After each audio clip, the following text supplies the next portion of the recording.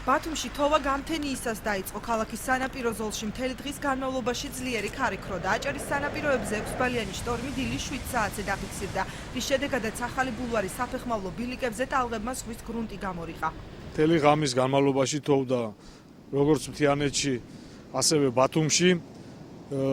დაფიქსირდა 6 ბალიანი შტორმი ზღვაში, რის შედეგადაც ახალი ბულვარის ტერიტორიაზე ზღვამ სავალ ნაწილზე ამოყარა ზღვის ბალასტი. უამინდობის გამო ქალაქში მობილიზებული იყო შესაბამისი უწყებები. ქალაქის მერიაში შექმნილი სპეციალური ჯგუფი უამინდობისაგან გამოწვეულ პრობლემებზე იმუშავებს.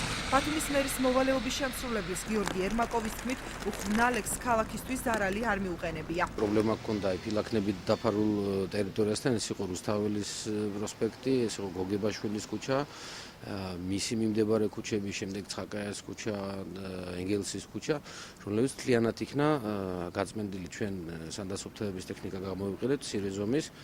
მზად გვაქვს ასევე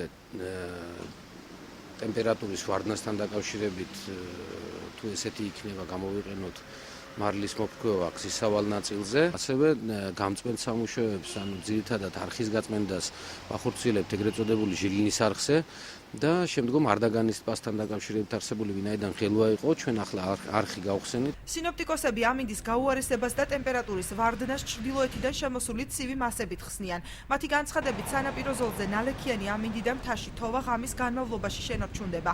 ხვალისთვის კი უმეტესად უნალექო ამინდს პროგნოზირებენ. ჰაერის ტემპერატურა სანაპირო ზოლში ღამით 5 გრადუსი, დღისით კი 8-13 გრადუსი იქნება. ღამით შენარჩუნებული იქნება სანაპირო ზოლში მცირე ნალექი, მთაში თოვა. დღისით უმეტესად უნალექო ამინდი იქნება. ჰაერის ტემპერატურა სანაპირო ზოლში ღამით იქნება 0-5 გრადუსი, დღისით 8-13 გრადუსი.